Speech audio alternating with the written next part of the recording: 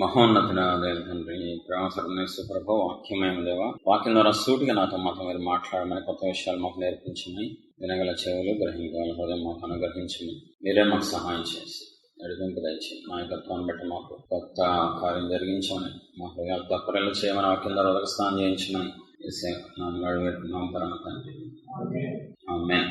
యెషయా గ్రంథం 1వ అధ్యాయం 15-16 వచనాలు. మీరు మీ చేతులు చాపనప్పుడు మిమ్మల్ని చూడగా నా కన్నులు కప్పుకుంటున్నాను. మీరు బహుగా ప్రార్థన చేసినది నేను వినను. మీ చేతుల రక్తంతో నిండి ఉన్నది. మిమ్మల్ని కడుగుకొని శుద్ధి చేసుకుని మీ దుష్క్రియలు నాకు కనబడకుండా వాటిని తొలగింపు. చూడండి, ఇక్కడ దేవుడు స్పష్టంగా చెప్తున్నారు, మీరు బహుగా ప్రార్థన చేసినను నేను వినను. ప్రార్థన ఆలకించే దేవుడు. నేను సమీపంగా ఉంటాను మీకు, నేను దేవుణ్ణి, మీ పరలోక తండ్రి అన్న ఆయనే. మీరు ప్రార్థన చేస్తే నేను వినను, నేను పట్టించుకోను, నేను ఆన్సర్ అవ్వను. బహుగా ప్రార్థన ఉంది అక్కడ. బహుగా ప్రార్థన చేసినను. మీ జీవితాల్లో చాలా సమస్యలు ఉంటాయి, మానసికంగా, శారీరకంగా, ఆర్థికంగా, కుటుంబపరంగా, ఉద్యోగపరంగా, బిజినెస్ పరంగా, పిల్లల పరంగా. ఆ టైంలో దేవుడి దగ్గర చెప్పుకుంటే సమస్య తీరుస్తారు. మన కన్నీరు దాటి వెళ్ళరా ఆయన.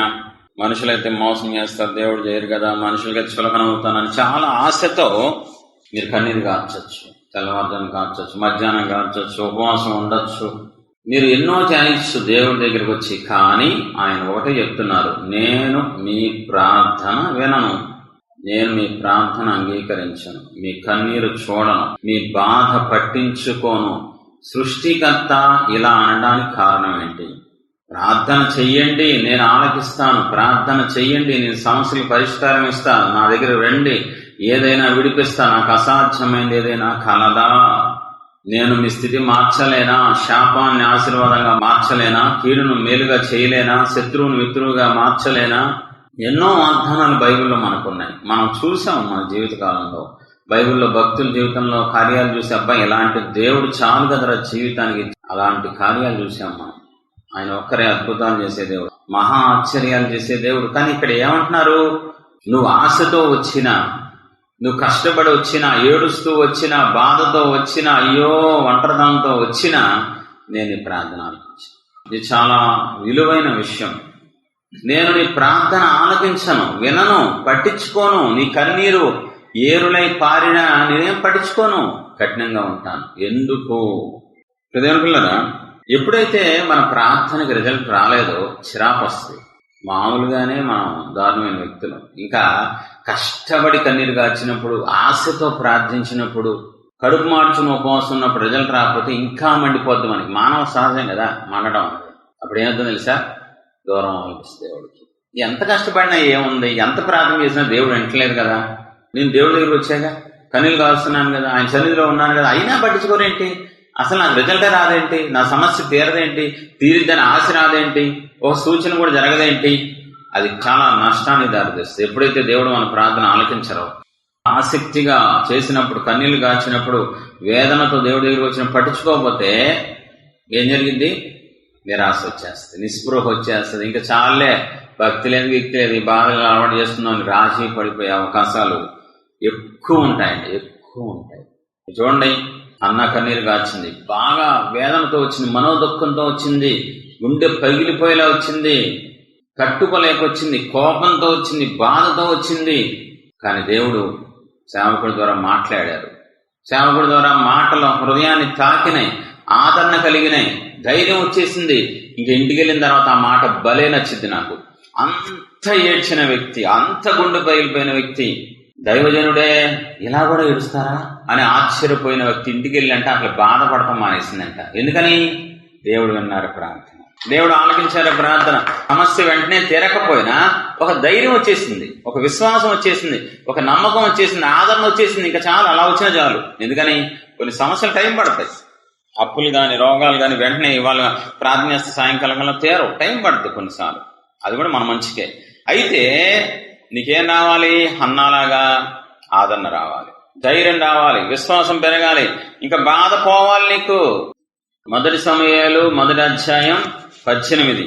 ఆమె అతనితో, ఈ సేవకురాలనైన నేను మీ దృష్టికి కృపనొందుదును గాక అని.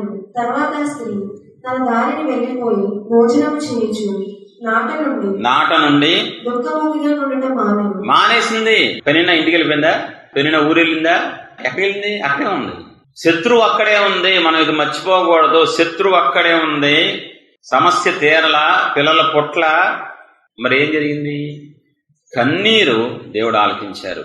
మనసులో ఉన్న బాధ అంతా దేవుడు విని ఇలా అన్నారు. అంతే అంతే. బాధ పోయింది, గాయం పోయింది, ధైర్యం వచ్చింది. సేవకుడి ద్వారా మాట్లాడారు. హ్యాపీగా ఆ రోజు నుంచి పట్టించుకోవట్లా. కానీ ఇక్కడ అది మొదటి సమయంలో అయితే యెషయాలోకి వచ్చినప్పుడు ఏమన్నారంటే, నేను అలా చేయను, నీకు నువ్వు రోజు ఏడు, నీకు ఆదరణ, నువ్వు రోజు కన్నీళ్ళు కావచ్చు, ఉపవాసం ఉండి పట్టించుకోను. ఖచ్చితంగా చెప్తున్నాను, దేవుని సేవకుడిగా నువ్వు హార్ట్ఫుల్ గా ఒక అరగంట ఏ దాని గురించి ఏడ్చినా, అది ఏ సమస్య అయినా, ఎలాంటిదైనా ధైర్యం వచ్చేస్తుంది ఫస్ట్ నీకు. ఎందుకంటే దేవుడు కాబట్టి ఆయన హృదయాలు ఆయన వశంలో ఉంటాయి కాబట్టి నీకు ఖచ్చితంగా రిజల్ట్ రాకపోవచ్చు, కానీ ఒక ధైర్యం వస్తుంది. ఆ భయం పోద్ది. కన్నీళ్ళు కాచిన తర్వాత నెమ్మది వచ్చేస్తుంది మనసుకి.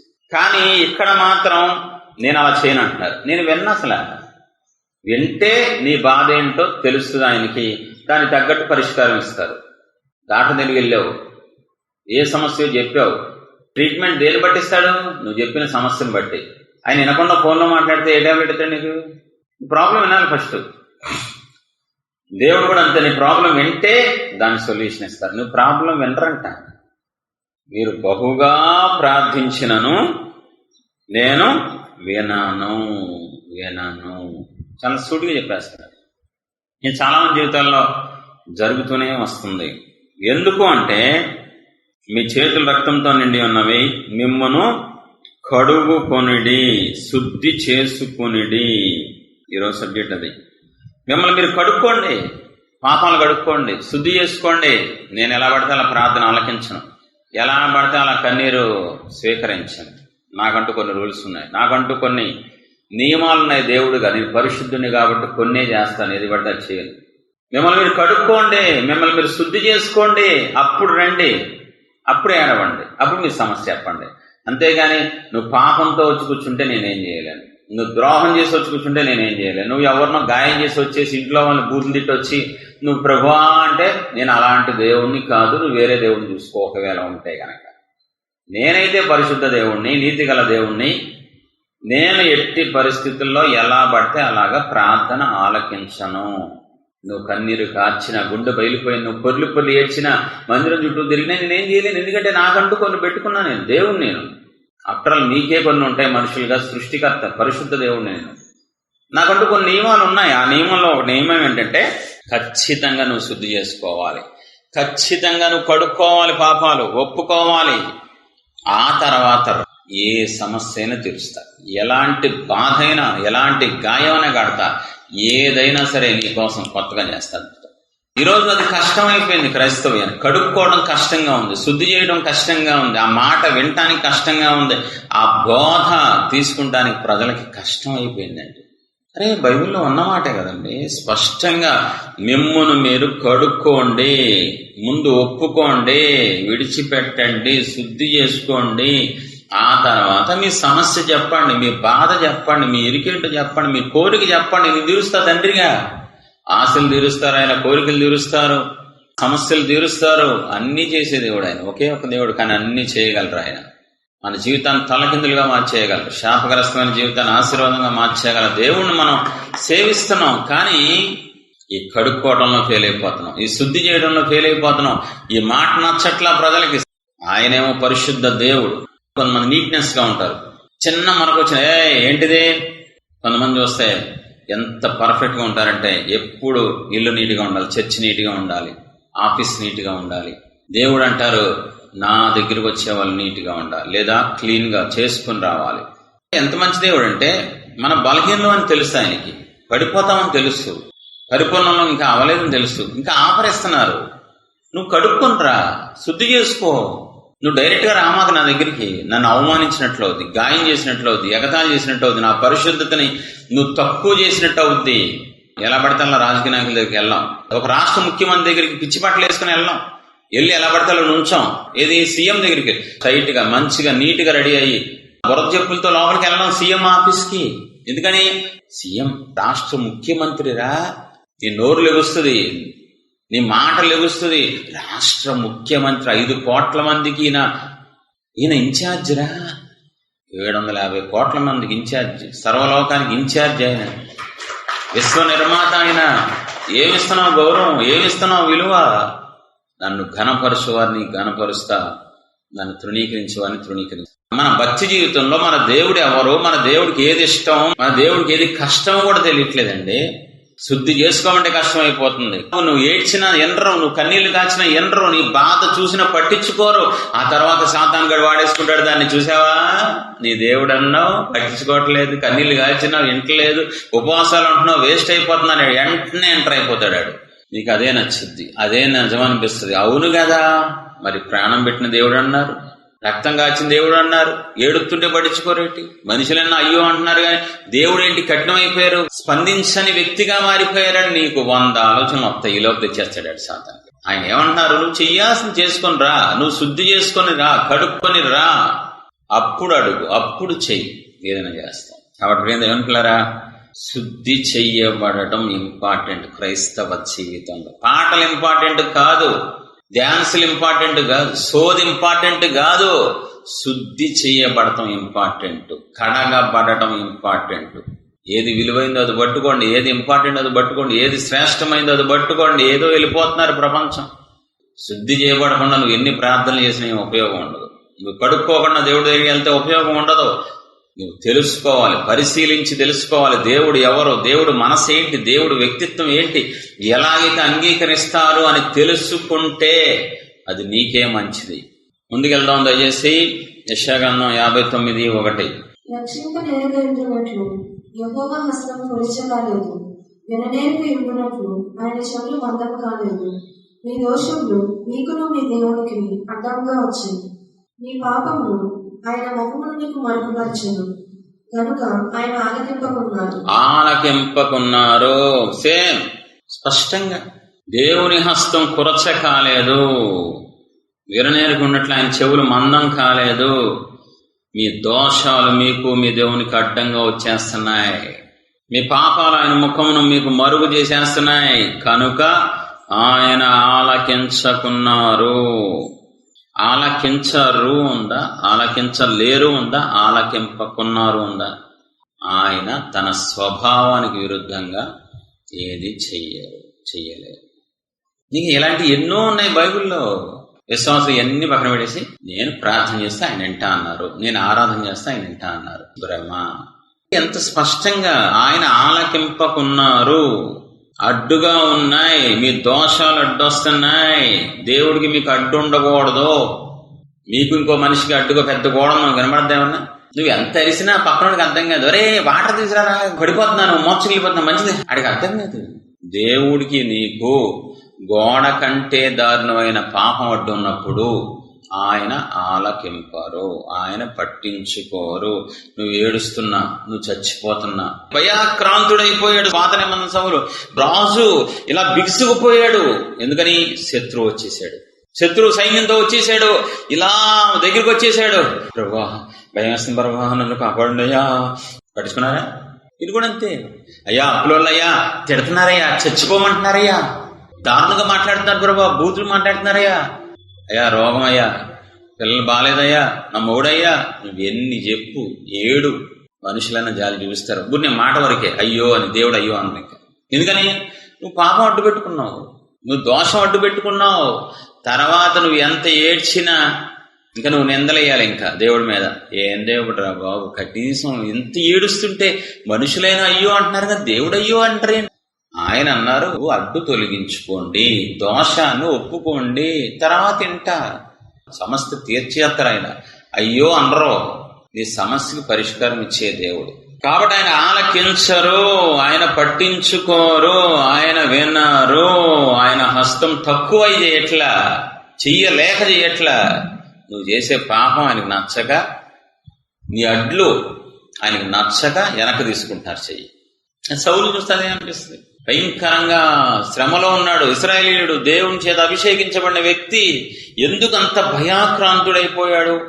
ఎందుకు దేవుడు వింటలేదు అంటే దేవుడికి సౌలుకి పాపం అడ్డొచ్చేసింది, తిరుగుబాటు అడ్డొచ్చింది, అవిధేయత అడ్డొచ్చింది. అందుకని వింటలేదు, ఏడుస్తున్నాడు, భయపడుతున్నాడు, ప్లీజ్ అంటున్నాడు. ప్రార్థన చేయలేదా సౌలు? వేడుకోలేదా? ఉపవాసం ఉండలేదా? చేశాడు. మీ ఉపవాసాలు కూడా వేస్ట్ అయిపోతాయి. కష్టపడతారు పాపం, పొద్దున్నే లభిస్తారు, కన్నీళ్లు గారుస్తారు, ఉపవాసం ఉంటారు, కడుపు మార్చుకుంటారు, పనులు పక్కన పెడతారు, ఉద్యోగంలో సెలవు పెడతారు. ప్రయోజనం ఏముంటది? ఇంద్ర ఆయన ఆలకింపక ఉన్నారు. చెవులేం మందం కాల, ఆయన వింటారు. కానీ నువ్వు ఒప్పుకుంటే వింటారు, నువ్వు కడగబడితే వింటారు, నువ్వు శుద్ధి చేసుకుంటే వింటారు. అరే బైబిల్ మొత్తం చదవాలండి. Conditions apply. ఎలా పడితే అలా ప్రార్థన చేసేయండి, ఎలా పడితే అలా కన్నీళ్ళు కాచమని చెప్పలా. నీవు బలిపీఠం దగ్గర బలి అర్పించేటప్పుడు బలి అక్కడ ఆపేసి వెళ్ళి సమాధానం పడు. మత్తయి సువార్తలో దేవుడు చెప్పలేదా? నువ్వు బలి ఆపేయడం ఏంటి ప్రభు? వచ్చిందే బలి ఇవ్వటానికి కదా, అంటే ఏంటి? ప్రార్థన చేయడానికి కదా నేను వచ్చింది. మరి నీ ప్రార్థన అవడానికి కావాలి, ముందెళ్ళు అంతే. ముందు మీతో మాట్లాడే ముందు అది ఇంపార్టెంట్. నా దగ్గరికి ముందు రావాలంటే సమాధాన పడి, ఎవరితో గొడవపడ్డావు వెళ్ళి సమాధానం. ఈ రూల్స్ ఎవడు పాటించట్లేదు ఈ రోజులు. అస్సలు మొగుడుతో భయంకరంగా గొడవపడతాం. అంటే భార్యాభర్తలు అందరితో గొడవలు వస్తాయి, రావు అంటలా. దేవుడు అదే అంటున్నారు, సమాధాన పడు అన్నారా? గొడవ పడకుండా వచ్చేయమన్నారా? ఏమన్నారు? సమాధాన పడ్డా. మనుషులు బలహీనతలు ఉంటాయి, తప్పులు చేస్తాం. కానీ పరిశుద్ధ దేవుడి దగ్గరికి వెళ్ళేప్పుడు ఏం చేయాలి? సమాధాన పడి. గబుక్కన అన్నావా భర్తని, ఎల్లు తగ్గించుకొని క్షమాపణ అడుగు. లేదా దేవుడు వింటారు నీ ప్రార్థన, దేవుడు పట్టించుకోరు. గొడవపడ్డావా ఎవరితో అన్నా క్షమాపణ చెప్పు. ఆవేశంలో అరుస్తాం, గొప్పను బుద్ధిట్టావా క్షమాపణ అడుగు, ప్రభువా క్షమించండి, మీ బిడ్డను ప్రభువా నేను. ఇవేమి లేకుండా నువ్వు సమాధాన పడకుండా, సరి చేసుకోకుండా ఫోన్ మిస్యూజ్ చేసావా, అది గుర్తు చేసుకుని తప్పు చేశాను ప్రభు, జాగ్రత్త పడతాను, ఒకసారి క్షమించండి అయ్యా. ఏదది? డైరెక్ట్ గా ప్రార్థన చేయటం, డైరెక్ట్ గా ఆరాధన చేసేయటం, డైరెక్ట్ గా విజ్ఞాపన చేసేయడం వేరే వాళ్ళ కోసం. నిజంగా ఈ పాటికి నీ ప్రార్థనలకి ఎంతో రిజల్ట్ రావాలి. ఎప్పుడో నువ్వు గొప్పడు అయిపోవాలి. ఎందుకని అట్లా ఈ క్రమం పాటించట్లే, ఈ రూల్ ఈ నియమాన్ని పాటించట్లేదు. కాబట్టే ఆలోచించండి ఒకసారి, ఎంతమందితో గొడవ పడి వచ్చి ఆరాధన చేశారు లైఫ్ లో, ఎంతమందిని బూతులు తిట్టి, ఎంతమంది గుండెల్లో గుణపాలు దించి మీరు వచ్చి కూర్చొని ఏవీ తెలియని అమాయక మొహాలు పెట్టుకొని కన్నీళ్ళు కాల్చిన సందర్భాలు లెక్కలేని ఉన్నాయి. చూసుకోండి ఒకసారి. మన దేవుడు అలాంటి దేవుడు కాదు, ఎలా పడతాలో అంగీకరించే దేవుడు కాదు, ఎలా పడతాలో ఉంటే ప్రార్థన ప్రతిఫలం ఇచ్చే దేవుడు కాదు. దావీదు దేవుడికి ఇష్టానుసారుడు కాబట్టి, దేవుడు మనస్సు చదివినవాడు కాబట్టి, చిన్నది కూడా తెలుసా, శత్రువు చొక్కా కుచ్చులు కట్ చేసినందుకు మనసులో ఎందుకు నొచ్చుకుంటున్నాడు? నా ప్రార్థన దేవుడు ఆలకించలేదు. నేను గనక ఇలా చేశాననుకో, నీ ఒప్పుకోలేదనుకో, ఆపేస్తాడు నా ప్రార్థన. ఎప్పుడైతే దేవుడు నా ప్రార్థన ఆపుతారో, దేవుడి దగ్గర నుంచి నాకు రావాల్సిన కృప అయిపోద్ది, సరఫరా అయిపోద్ది. ట్యాంక్కి కింద పోర్షన్స్ కి అయిపోతే ఏముంటది? నీళ్ళు రావు, సరఫరా అయిపోద్ది. ఏ పని జరగదు వాటర్ లేకపోతే. దేవుని యొద్ద నుంచి ప్రతిరోజు మనకు సరఫరా రావాలి. మన బ్రతకాలన్నా, ఆదరణ కోసం, పోషించబడటం కోసం, అన్నిటికీ దేవుడి దగ్గర నుంచి రోజు రావాలి. ప్రతిరోజు సూర్యుడి దగ్గర నుంచి మనకి సూర్యరశ్మి రావాలి. ప్రతిరోజు దేవుడి దగ్గర నుంచి మనకి కృప రావాలి. ఆ కృప రావాలి అంటే ఖచ్చితంగా 24 hours లో ఎక్కడ పడిపో, ఏం తప్పు చేసావు, ఏం చేసావు చూసుకుంటూ సరి చేసుకుని క్షమాపణ అడిగి, ప్లీజ్ అయ్యి నేను గొప్పన కొట్టానయ్యా, తిట్టానయ్యా, అరిశానయ్యా, బాధ పెట్టానయ్యా, ఎక్కువ మాట్లాడానయ్యా, ప్లీజ్ ప్రభువా అని క్లియర్ చేసుకుని, ప్రభువా కృప చూపు అని తెల్లవారుజాము నువ్వు అడిగితే ఖచ్చితంగా కృపించి ఆ రోజంతటికి నీకేం కావాలో, నీ కుటుంబానికి ఏం కావాలో చేస్తారు ఆయన. కానీ ఈ రోజు అలా లేదు. గొడవపెడతాం, మర్చిపోవడం, బాధ పెడతాం, మర్చిపోవడం, దైవజనుని ఏడిపించడం, కనీసం సారీ కూడా చెప్పకపోవడం. నష్టమేం లేదు, దేవుడికి వచ్చే నష్టం లేదు, దైవజనుడికి వచ్చే నష్టం లేదు. నువ్వే నష్టపోతావు. రోజు వారి కృప కావాలి. మనందరికి, సేవకులకైనా విశ్వాసులకైనా దావీదుకి తెలుసు కాబట్టి, ఉదయమున మీ కృప కొరకు నేను కనిపెట్టుకుంటున్నాను. మీ కృప నాకు వచ్చిన తర్వాత నా దినమంతా నేను సంతోషంగా గడుపుతాను. ఎప్పుడు? ఉదయకాలం 24 గంటలు చేసిన ప్రతి తప్పును గుర్తు చేసుకుని క్షమాపణ అడగాల్సిన అడిగేసి, ఎక్కడికక్కడ నువ్వు ఎలర్ట్గా లేకపోతే నువ్వే నష్టపోతావు. ఏ కృప పొందుకోలేవు. సీరియస్ గా చెప్తున్నా. చిన్నదాన్నే నొచ్చుకుంటే చేయబోసాడా చొక్కా కూర్చుంది. సున్నితమైన మనసు నువ్వు లేకపోతే, ప్రతి విషయంలో నువ్వు జాగ్రత్త పడకపోతే ఎప్పటికీ దేవుడిచ్చే ఆశీర్వాదం నువ్వు అనుభవించలేవు. ప్రతి ఒక్కరికి చెప్తున్నాను ఖచ్చితంగా. ఆయన చెప్తున్నారు, నేను నీ ప్రార్థన ఆలకించను, నీ కన్నీరు చూడను, నీ ఉపవాసాన్ని పట్టించుకొని నువ్వేం చేయాలో అది చెయ్యి, నాకు నీకు అడ్డుగా ఉన్నాయి తొలగించుకో, ఎవరిని బాధపెట్టో వెళ్ళి క్షమాపణ చెప్పు, సమాధాన పడు. అహంగ్యహం చూపిస్తే నేనేం చేయలేను. ఇంకా అహంకారులను ఎదిరిస్తా. దీనులకు మాత్రమే కృప. దేవుడి దగ్గర నుంచి కృప కావాలి, దేవుడి దగ్గర నుంచి ఈ భూమి మీద ఆశీర్వాదం అనుభవించాలంటే ఖచ్చితంగా మనం ఆయన చెప్పినట్టు వినాలి. గొడవలు పెట్టుకుంటా, నేను ఫోన్ మిస్యూజ్ చేస్తా, తప్పుడు పనులు చేస్తా, అబద్ధాలు ఆడతాను, బూతులు మాట్లాడి పొద్దున్నే లేచి ప్రభా అంటారంటే అస్సలు నీకేం ఉపయోగం ఉండదు. ఎంతకాలమైనా నీకు చెప్పుకుంటావు ప్రాజ్ఞాత్మని ఎదుగుదల ఉండదు. ఏమంటే ఎదుటి చెప్పాలండి. విశ్వాసులకైనా సేవకైనా ఏంటి లాస్ట్ ఇయర్ కంటే ఈ సంవత్సరం కృప పెరిగిపోయింది, దీనికి ఏంటి వీళ్ళ స్థాయి పెరిగింది, ఆత్మీయంగా భౌతికంగా వీళ్ళు గొప్పలు అయిపోయారంటే, ఒకప్పుడు మామూలుగా ఉన్న వాళ్ళు ఏంటి కారులో తిరుగుతున్నారు, ఈరోజు పెద్ద ఉద్యోగాలు వచ్చినాయంటే వీళ్ళకి అని దేవుడి పిల్లల గురించి, సేవకులైతే అభిషేకం గురించి ఏంటి ఇంత ఆధిక్యత ఏంటి ఇంత అని చెప్పుకోవాలి చుట్టుపక్కల వాళ్ళు కాదా. కొన్ని సంవత్సరాలైనా అదే రావటం, అదే వెళ్ళటం, అదే భక్తి. అది కొంతమంది సేవకుల జీవితంలో అభివృద్ధి ఉండదు, కొంతమంది విశ్వాస జీవితం అభివృద్ధి ఉండదు. సంవత్సరాలు అయిపోద్ది, రోజు ప్రార్థన చేస్తారు, వారానికి ఉపవాసం ఉంటారు, కన్నీళ్లు కలుపుతారు, దశంభాగం ఇస్తారు, ఏం ఉపయోగం? ఎందుకంటే కడగా పడటంలో ఫెయిల్ అయిపోతున్నారు, శుద్ధి చేసుకోవడంలో ఫెయిల్ అయిపోతున్నారు, సరి చేసుకోవడంలో ఫెయిల్ అయిపోతున్నారు. ఇప్పుడు నేను వెళ్ళాలా, క్షమాపణ చెప్పాలా, బాబోయ్ రేపు పొద్దున్న నేను ఏమైపోతాను, అందరం చీప్ అయిపోతానేమో, తక్కువగా మాట్లాడతానేమో, పర్వాలేదు. ఆయన ఇచ్చే కృప ముందు నువ్వు ఎంత తక్కువైనా పర్లేదు. ఎందుకంటే ఆ కృపలైతే బ్రతకలేం కాబట్టి. ఆ కృపలేందే మన వల్ల కాదు ఈ భూమి మీద బ్రతకడం.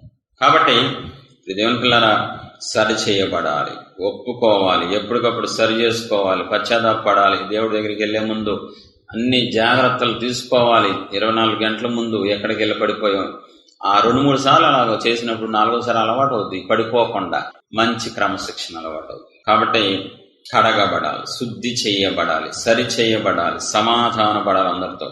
యెహోషువ 3:5 మరియు యెహోషువ, రేపు యెహోవా మీ మధ్య అద్భుత కార్యాలను చేయను కనుక మిమ్మల్ని మీరు పరిశుద్ధపరచుకున్నాడని జనులకు ఆజ్ఞించు. చూడండి, ఇక్కడ యెహోషువ అంటున్నాడు ఇశ్రాయేలు జనాంగంతో, రేపు యెహోవా మీ మధ్య అద్భుత కార్యములు చేయును కనుక మీరు తిని పడుకోండి. ఉందా? ఏముంది? పరిశుద్ధపరచుకొనుడి. దైవజనుడు ఏం చెప్తున్నాడు? మీరు పరిశుద్ధపరచుకోండి, అప్పుడే అద్భుతాలు చేస్తారు. మీ జీవితంలో కార్యాలు చూడాలంటే, అసాధారణ కార్యాలు, అది ఉద్యోగంలో, బిజినెస్ లో, కుటుంబంలో, ఆర్థికంగా, అన్ని రకాలుగా అద్భుతాలు చూడాలంటే పరిశుద్ధపరచుకోవాలి, రోజు పరిశుద్ధపరచుకోవాలి. పాత నిబంధనలో ప్రత్యక్ష గుడారంలో సంవత్సరానికి ఒకసారి చెప్పలా, ప్రతిరోజు చేతులు కడుక్కొని దేవుడి సన్నిధికి వెళ్ళాలి. నువ్వు రోజు దేవుడి దగ్గరికి వెళ్తున్నావా? అప్పుడప్పుడు సంవత్సరానికి ఒకసారి వెళ్తున్నావా? సహవాసం ఉంది మనకి, రోజు వస్తున్నాం దేవుడి దగ్గరికి.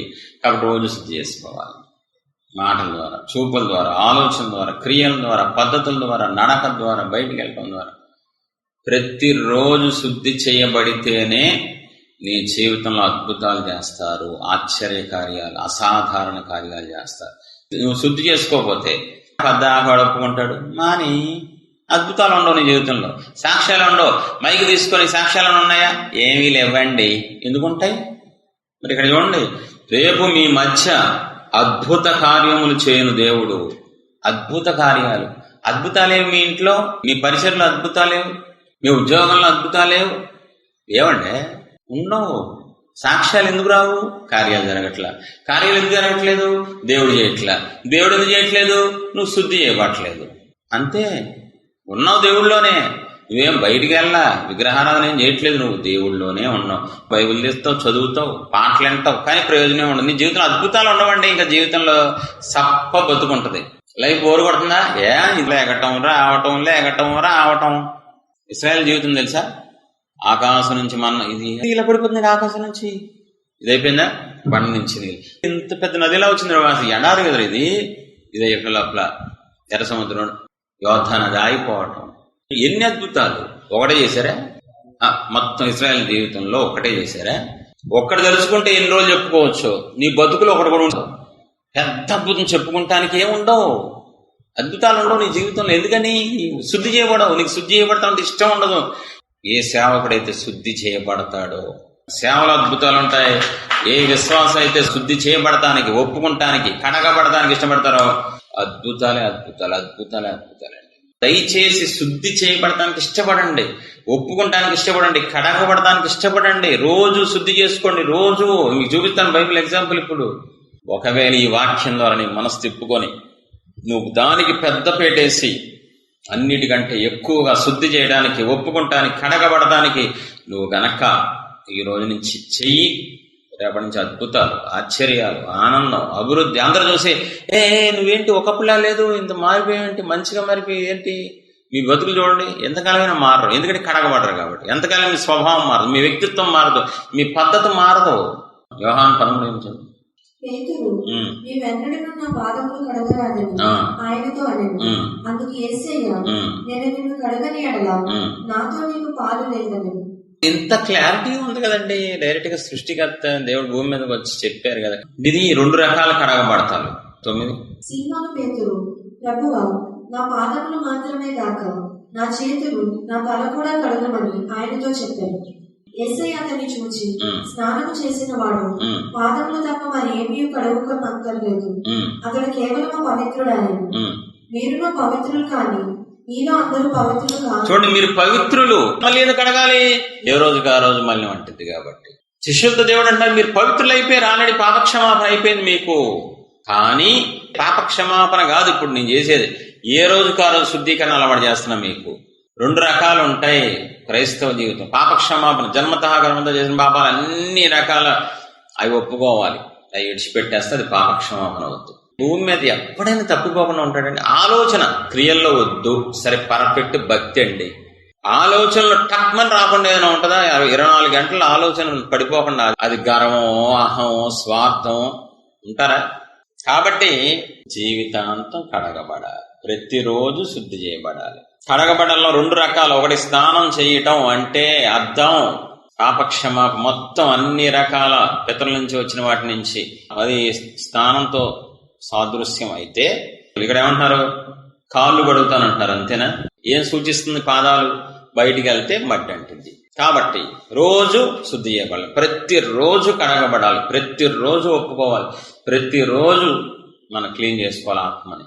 ఈ 2 ఎవడు చేస్తాడో వాడు మాత్రమే అంచెలంచెలుగా అభివృద్ధి, అంచెలంచెలుగా ఆశీర్వాదం చూస్తాడు అని అర్థమవుతుందా? 1 యోహాను 1:9 మన పాపములను మనము ఒప్పుకొని ఎడల ఆయన నమ్మదగిన వాడును, నీతిమంతుడును కనుక ఆయన మన పాపములను క్షమించి సమస్త దుర్నీతి నుండి మనల్ని పవిత్రంగా చేయండి. రోజు ఆయన మనల్ని పవిత్రంగా చేసిన తర్వాత ప్రార్థన ఆలకిస్తారు. ఫస్ట్ ఏం చేస్తారు? పవిత్రులుగా మారుస్తారు. మన పాపం మనం ఒప్పుకుంటే ఆయన రక్తం మనల్ని పవిత్రపరిచి, అప్పుడు ఏం కావాలి చెప్పు?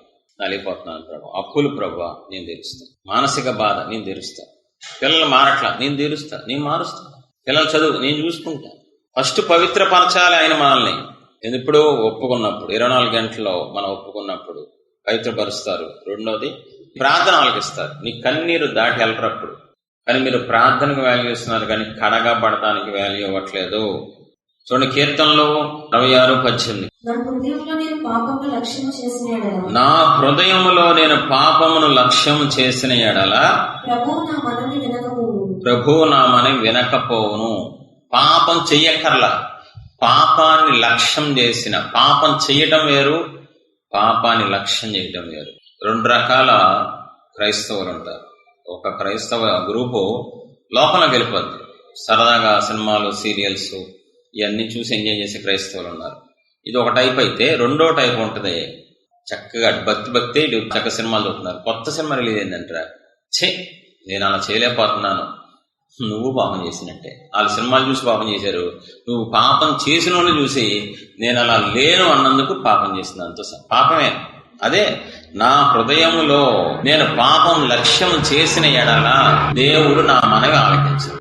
పాపం చేయక్కర్లా, పాపం చేసిన వాళ్ళు చూసి నేను కూడా అలా చేస్తాను, నేను కూడా సరదాగా అయిపోయి దేవుడు అంటారు, అంటే నువ్వు బలవంతంగా ఉంటున్నావా? అది పాపం అని తెలిసి కూడా నీకు నచ్చిందే, నేను విన్నపో, నీ ప్రార్థన అంత స్ట్రిక్ట్గా ఉండే దేవుడు ఆయన. కాబట్టి మనం ప్రతిరోజు స్ట్రిక్ట్ గా జాగ్రత్తగా మన దేవుడిని మన ప్రార్థన ఆలకించాలంటే జాగ్రత్తగా ఉండాలి. అద్భుతాలు చేయాలంటే జాగ్రత్తగా ఉండాలి. మన కన్నీరు తుడవాలంటే, మన సమస్యలకు పరిష్కారం ఇవ్వాలంటే జాగ్రత్తగా ఉండాలి. కడగబడాలి, శుద్ధి చేయబడాలి. మర్చిపోద్దు. యోబు 1:4-5. అతని కుమారులందరూ మంత్రుల చొప్పున అనుదినము ఒకరికొకరు తమ తమ ఇళ్లలో విందు చేయనై కూడినప్పుడు తమ ముగ్గురు అక్కా చెల్లెళ్ళు తమతో కలిసి అన్నపానములు పుచ్చుకున్న వలనని వారిని పిలిపించుచూ వచ్చింది. వారి వారి విందు దినములు పూర్తి కాగా యోబు తన కుమారులు పాపము చేసి తమ హృదయములలో దేవుని దూషించినేమో అని వారిని పిలువనంపించి వారిని పవిత్రపరచి అరుణోదయమున లేచి వారిలో ఒక్కొక్కరి నిమిత్తమై దహన బలి అర్పించుచూ వచ్చాడు. యోబు నిత్యము అలాగున చేయుచు. యోబు నిత్యము అలాగు చేసిన గుర్తుపెట్టుకోండి, ఇదే ఇంపార్టెంట్. యోబు నిత్యము అలాగు చేయటం వల్ల ఊజు దేశంలో అతని అంత గొప్ప కనుక తూర్పు దిక్కు జనులందరిలో గొప్పవాడుగా ఉంటాడు. గొప్పవాడయ్యాడు. ఆస్తిపరంగా, భక్తి పరంగా, 2 రకాలుగా. ఎందుకని? ఏంటా భక్తి సీక్రెట్? ప్రతిరోజు ఒప్పుకోలుంది యోబు జీవితంలో. ప్రతిరోజు క్రమంగా మానకుండా ప్రతిరోజు నిత్యము అలాగు అని బైబిల్లో రాయించారంటే చిన్న విషయం కాదు. దేనికి ప్రాధాన్యత ఇచ్చాడు యోబు? ఒప్పుకోలకి. పవిత్రపరిచెను. అదే ఇందా మనం చదివే మొదటి యోహానులో పవిత్రపరుస్తాడు దేవుడు. యోబు రోజు ఒప్పుకుంటాడు, రోజు దిద్దుబాటు చేసుకుంటాడు, రోజు పశ్చాత్తాపడతాడు. అది ఎక్కడ తీసుకెళ్ళింది ఆ పశ్చాత్తాపం? దేశంలోనే గొప్ప వ్యక్తిగా తీసుకెళ్ళింది. ఎందుకని? దేవుడికి ఇష్టం అది ఒప్పుకోవటం. కడగబడుతుంది దేవుడికి ఇష్టం, శుద్ధి చేయబడితే ఆయనకి ఇష్టం. ఆయన పరిశుద్ధతని గౌరవించే వాళ్ళంటే ఆయన ఇష్టపడతారు, ఘనపరిచే వాళ్ళంటే ఇష్టపడతారు. ఎంతగా తీసుకెళ్లిపోయారు అతన్ని? పరలోకంలో కోట్ల దేవదూతలు ఎదుట ఇతడు నా సేవకుడు రా సాతానా అని లాగా వెళ్ళిపోయాడు అతని గొప్ప. కడగబడే కొద్ది ఏమవుద్దండి? ఫస్ట్ వచనం, ఊజు దేశమునందు యోబు అను ఒక మనుషుడు ఉండెను. అతడు యథార్థవర్తనుడు, న్యాయవంతుడు, దేవుని యందు భయభక్తులు కలిగి చెడుతనము విసర్జించి. నువ్వు ఎప్పుడైతే క్రమం తప్పకుండా ఇష్టపడి ప్రతిరోజు పాపాన్ని ఒప్పుకుంటావో, కడగబడతావో, ఏ లెవెల్కి వెళ్ళిపోతావో తెలుసా? కొంతకాలానికి చెడుతనం అంటేనే అసహ్యం వచ్చేస్తా నీకు వేసేన వాళ్ళు, చిరాకు వచ్చేస్తా వేసేన వాళ్ళు. ఇంకా అప్పుడు నువ్వు పడిపోటాలు ఎగటాలు ఉండవు. 24 hours నీతిగా ఉంటావు, 24 hours పరిశుద్ధంగా ఉంటావు. అప్పుడు నీకు ప్రభువా అంటే ఏం కావాలి అని అడుగుతావు. నీతిమంతుడు ఆశించినది దొరికిద్ది, నువ్వు ఏది ఆశించినా దొరకదు. ఎందుకని? నువ్వు కడగబడట్ల, రక్తంలో కడగబట్ల, నీతిమంతుడిగా మార్చబడట్ల. ఎప్పటికప్పుడు పాపం చేయటం, పడిపోవటం, పాపం చేయటం, పడిపోవటం, లేకటం, పడిపోవడం. ఇదేనా జీవితం? ఇంకెప్పుడు నువ్వు 10 మందికి ఉపయోగపడతావు? ఎన్ని సంవత్సరాలు?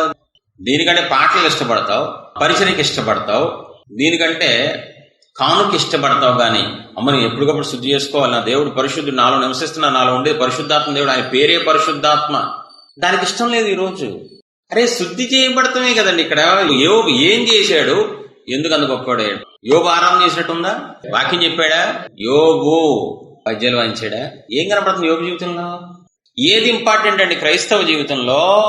కొంతమంది పాటలు పిచ్చి, కొంతమంది వాక్యాలు పిచ్చి, కొంతమందికి పరిచర్య పిచ్చి, కొంతమందికి అయ్యను ఉండద్దని చెప్పట్లా.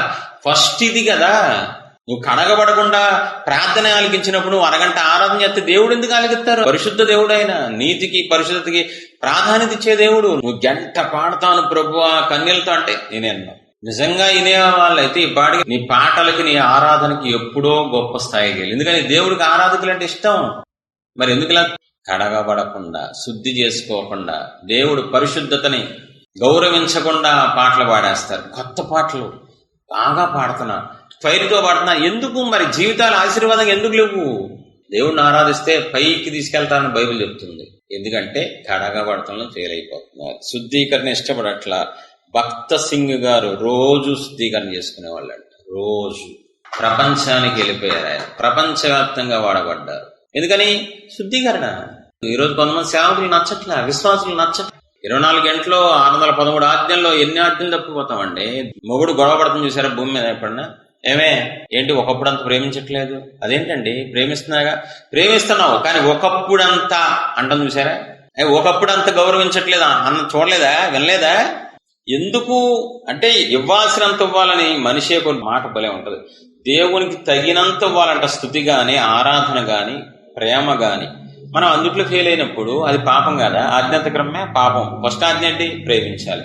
కాబట్టి పాపానికి ఎవరైతే ఒప్పుకుంటానికి ఇష్టపడతారో, కడగబడటానికి, శుద్ధి చేయబడటానికి ఇష్టపడతారో వాళ్ళు అంచెలంచెలుగా యోబులాగా, భక్సింగార్ లాగా ప్రపంచానికి వెళ్ళిపోతారు. ఫలాన్ని బట్టి చెప్పండి, ఏ చెట్టో హడావుడి చేసే చెట్లు ఉంటాయి. అంజూరపు చెట్టు ఎందుకు దేవుడు శపించారు? నేను సేవకుడిని చెప్పుకుంటే సేవకుడు అవడు, నేను పాస్టర్ని అవడు, నేను ఎవరో తెలుసా అపోస్తుల్ని అవడు. ఫలాన్ని బట్టి చెప్పండి, దైవజనుడా కాదా, క్రైస్తవుడా కాదా, ఫలాన్ని బట్టి చెప్పండి. పౌలు జీవితం చూడండి, అద్భుతాలే అద్భుతాలు. ఎందుకని? కన్నీళ్లు, ఒప్పుకోవటం, శుద్ధీకరణ, దేవుడు పౌలు చేత విశేషమైన అద్భుతాలు. ఎందుకని? పౌలికి కడగబడటం ఇష్టం, ఒప్పుకోవడం ఇష్టం. కొన్ని సంవత్సరాలైనా అందరి ఎదుట, రాజులు ఎదుట, అధికారులు ఎదుట, అందరి ఎదుట ఒప్పుకున్నాడు పౌలు, నేను ఇలాంటోని. ఇంకెంతగానో ఒప్పుకుంటారు మీరు? ఎంతగానో ఒప్పుకుంటారు? చచ్చేంత వరకు ఒప్పుకోవాలి. పక్కకి వెళ్ళొద్దు, సాతాను పక్క తీసుకెళ్తాడు, అతను ఎవరినైనా వాడుకుంటాడు. భక్సింగ్ అంటే షాక్ అయిపో, ఓహో అదే ఆ సీక్రెట్. ప్రతిరోజు శుద్ధీకరణ అంట, ప్రతిరోజు శుద్ధీకరణ. అందుకే అన్ని సంఘాలు కట్టగలిగారు ఆయన. ఎందుకు? దేవుడికి ఇష్టమైనది ఆయన ఎంచుకున్నారు. ఈరోజు కొంతమంది నచ్చట్లా, కొంతమంది ఇబ్బందిగా ఉంది, కొంతమంది అంటున్నారు, కొంతమంది ఆళ్ళు మానేసి వేరే వాళ్ళు మానేపించి ప్రేరేపిస్తున్నారు. పక్కకి వెళ్ళద్దు, పడిపోవద్దు, సాతానికి అవకాశం ఇవ్వద్దు, మనుషులకు అవకాశం ఇవ్వద్దు. యోబు ఎందుకంత గొప్పవాడయ్యాడు? ప్రార్థన గురించి రాయించచ్చుగా, యోబు ఉపవాసం గురించి రాయించచ్చుగా, యోబు ఆరాధన గురించి రాయించచ్చు కదా. ఏమైనా ఉన్నాయా? యోబు జీవితంలో కనబడేది ఒకటే, దిద్దుబాటు లేదా ఒప్పుకోలు. యెషయా 6:5 నేను అపవిత్రమైన పెదవులు గలవాడు, అపవిత్రమైన పెదవులు గల జనుల మధ్యలో నివసించేవాడు. చూడండి, యెషయా భక్తుడు, దైవజనుడు అండి, సేవకుడు, ప్రవక్త అయిన మామూలుడు కాదు. కానీ దేవుడు దర్శనం కనబడుతుంది కదా, దేవుడు మాట్లాడట్లా. ఏంటి మాట్లాడేంటి? సింహాసనం కనబడుతుంది కదా, దేవతలు కనబడుతుంది కదా, మాట్లాడండి ప్రభా, మాట్లాడు. ఎందుకని? నీకు నాకు అడ్డుగా ఉంది. అబ్బా, వెంటనే గ్రహించాడు. అయ్యో అని గట్టిగా కన్నీళ్లు గారుస్తూ పాపాన్ని ఒప్పేసుకున్నాడు. వెంటనే స్వరం వినబడుతుంది. మరి ముందు స్వరం ఎందుకు వినబడలా? అదే, నీకు నాకు అడ్డుగా దోషములు ఉన్నాయి కాబట్టి నేను ఆలకింపకున్నా, కాబట్టి నీతో మాట్లాడను. ఈ చూడు ఎంత అద్భుతంగా ఎగ్జాంపుల్ అంటే, ఎప్పుడైతే నేను అయ్యో అని ఒప్పుకుంటాడో, పశ్చాత్తాపడతాడో, కన్నీళ్లు గారుస్తాడో, వెంటనే దేవదూత వస్తుంది, నువ్వు పవిత్రపరచబడ్డావు పో. వెంటనే ఎవరు వెళ్తారు? అదేంటి? స్వరం వినబడుతుంది. అప్పుడు దాకా సేవకుడికి స్వరం వినబడతల్లా. ఎప్పుడైతే పడిపోయిన విషయంలో గుర్తు చేసుకుని అయ్యో నేను అపవిత్రంగా మాట్లాడాను ప్రభు, వెంటనే దేవుని స్వరం వినబడుతుంది. నీకు దేవుడి స్వరం వినబడాలన్నా, దేవుడి దర్శనం గాని, దేవుడిచ్చే ఆదరణ గాని, ప్రత్యక్షం గాని, దేవుడు సంబంధించి ఏదైనా నీకు రావాలి. యెషయా భక్తుడిలాగా అంటే నువ్వు కడగబడాలి, దిద్దుబాటు చేసుకోవాలి, ఒప్పుకోవాలి. అప్పుడే దేవుడు ఏం చెప్పాలనుకుంటున్నారో చెప్తారు. అప్పుడు అంటారు, ఎవరిని పంపించాలనుకుంటున్నా, నన్ను పంపించాను. అయితే వెళ్ళి బలంగా వాడబడు అని చెప్పి పంపించేశారు సేవకుడికి. మరి అక్కడ ఎందుకంటే అది రాయించారు బైబిల్లో? కీర్తనలు 51:1-2 వచ్చినారు. దేవా, మీ కృప చొప్పున నన్ను కరుణింపుము, మీ వాత్సల్య బాహుళ్యము చొప్పున నా అతిక్రమములను తుడిచివేయుము, నా దోషము పోనట్లు నన్ను బాగుగా కడుగుము. కడగండి. దావీదు తెలుసు, పడిపోయిన తర్వాత దావీదు, నన్ను కడగండి, బాగుగా కడగండి, మళ్ళీ పర్ఫెక్ట్ గా మార్చేయండి. ఎప్పుడైతే కడగబడ్డాడో మళ్ళీ రాజ్యం వచ్చింది, మళ్ళీ అభిషేకం, మళ్ళీ ఆధిక్యత. నా రక్షణను నాకు ఇచ్చేయండి ప్రభు అంటున్నాడు. అన్ని సంపాదించుకున్నాడు. దేనివల్ల? కడగబడతాం వల్ల. సౌలు ఎందుకు పోగొట్టుకున్నాడు? కడగబడలేదు కాబట్టి, ఒప్పుకోలేదు కాబట్టి. సౌలుకి దావీదుకి అదే తేడా. నెహమ్యా 1:6 నీ చెవి యొగ్గి నీ నేత్రములు తెరిచి నీ సన్నిధిని దివారాత్రము నీ దాసులమైన ఇశ్రాయేలు పక్షముగా నేను చేయు ప్రార్థన అంగీకరించు. నీకు విరోధంగా పాపము చేసిన ఇశ్రాయేలు. నెహమ్యా పాపాన్ని ఒప్పుకొని రాజు దగ్గరికి వెళ్ళాడా? ఒప్పుకోకుండా రాజు దగ్గరికి వెళ్ళాడా? దేవుడు పని చేయాలనుకుంటే, పరిచర్య చేయాలనుకుంటే, ఆత్మల పరిచర్య ముందు ఏం చేయాలి? నెహమ్యాలాగా పాపం ఒప్పుకోవాలి, కడగబడాలి. అప్పుడు రాజుగారి దగ్గరికి వెళ్తే రాజుగారికి దయగలిగింది. దేవుడు దయగలిగించి ఇంకో మొత్తం మెటీరియల్ ఇస్తాను, తీసుకోపో, పరిచర్య చేసేస్తున్నాను కదా చెప్పేసి కడగబడటం మానేయకూడదు. నేను దేవుడి రాజ్యం కడుతున్నాను కదా, నా కోసం కాదు కదా, నాకేం ఒక్కర్లేదు కదా, తను ఆత్మల పరిచర్య చేస్తాను, నా కోసం కాదు కదా. నువ్వు ఏ పరిచర్య చేసినా నెహమ్యాలాగా ప్రతిరోజు కడగబడితే, ఒప్పుకుంటేనే, పశ్చాత్తాపడితేనే పరిచర్యలో సక్సెస్ చూస్తావు, అద్భుతాలు చూస్తావు, ఆశ్చర్యాలు చూస్తావు. లేదంటే పరిచర్య అయిపోతుంది. దయచేసి ఇక్కడ ఫెయిల్ అయిపోతున్నారు అందరూ. ప్రతిరోజు కడగబడాలి పరిచర్యకి. డైరెక్ట్ గా మాత్రం పరిచర్య చేయకూడదు. యోహాను సువార్త 4:18 నీకు 5 బెనిఫిట్లు ఉండేది, ఇప్పుడు ఉన్నవాడు నీ బెనిఫిట్ కాదు, సత్యమే చెప్పేది. 26 యేసయ్య నీతో మాట్లాడుచున్న నేనే ఆయననని ఆమెతో చెప్పాను. ముందే చెప్పచ్చుగా నేనే క్రీస్తుని. ఏమండే ముందే చెప్పచ్చుగా క్రీస్తు నేనే అని. కడిగిన తర్వాత, ఒప్పుగించిన తర్వాత, దేవుని స్టైల్ అది. ఆవిడ ఒప్పుకున్న తర్వాత నేనేనమ్మా. దేవుని యొద్ద నుంచి ప్రత్యక్షత కావాలంటే, ప్రత్యేకమైన కృప కావాలంటే, వరాలు కావాలంటే, నీకు ఆధిక్యతలుగా నీ వంశంలోనే ఎవరికి రాని సమరయ స్త్రీకి ఎవరికి రాని ధన్యత దొరికేసింది. సమరయంలో ఎవరికి ఆ ధన్యత లేదు, ఆ ఊళ్ళో ఎవరికి లేదు ఆ భాగ్యం.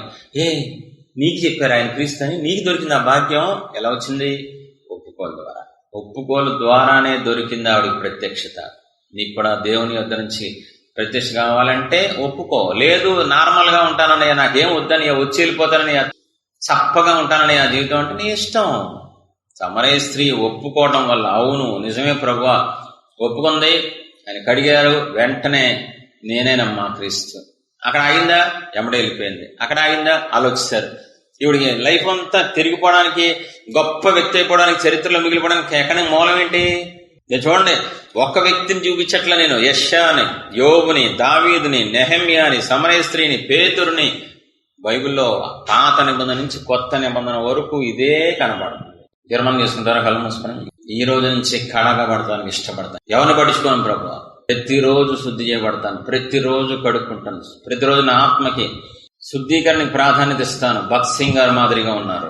బైబిల్లో భక్తులు ఒకళ్ళు కాదు, మీకు చాలా మంది చూపించాను, రిఫరెన్స్ తో సహా చూపించాను. యెషయా భక్తుడు, సేవకుడు ఆయన, యోబు, దావీదు, నెహమ్యా, భౌతికంగా వీళ్ళు సేవకులు ఉన్నారు, మామూలు ఉన్నారు. సమరయ స్త్రీ ఒప్పుకున్న తర్వాత ప్రత్యక్షత. చెప్పు, ఇంతకాలం ఇవ్వలేదు విలువ అని చెప్పు, ఇంతకాలం పట్టించుకోవాలని చెప్పు. దేవుని పరిశుద్ధత విలువ తెలిసిన వాళ్ళందరూ కడగబడతారు. దేవుని పరిశుద్ధతను గొప్పగా చూసే వాళ్ళందరూ శుద్ధి చేయబడతారు.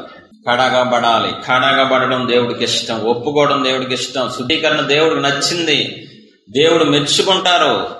ఎందుకు నీ జీవితంలో అద్భుతాలు జరగట్లా? పరిచర్య ఎందుకు ఎదగట్లేదు? ఎందుకు నీ కుటుంబంలో మేలు జరగట్లేదు? నీ కన్నీరు ఎందుకు దేవుడు పట్టించుకోవట్లా? నీ బాధలు ఎందుకు అలా ఉండిపోయినాయి? నీకు ఇష్టం లేదు కడగబడటం, నీకు నచ్చట్లేదు ఒప్పుకోవడం, నీకు చిరాకు ఏ రోజు కాదు క్లీన్ చేసుకోవాలంటే తప్పదు. నీకోసం ఒక్కసారి ఒప్పుకొని చూడు, ఒక్కసారి శుద్ధీకరణ చేసుకొని చూడు, ఒక్కసారి కడగబడిన తర్వాత నీ లైఫ్ మారిపోద్దండి.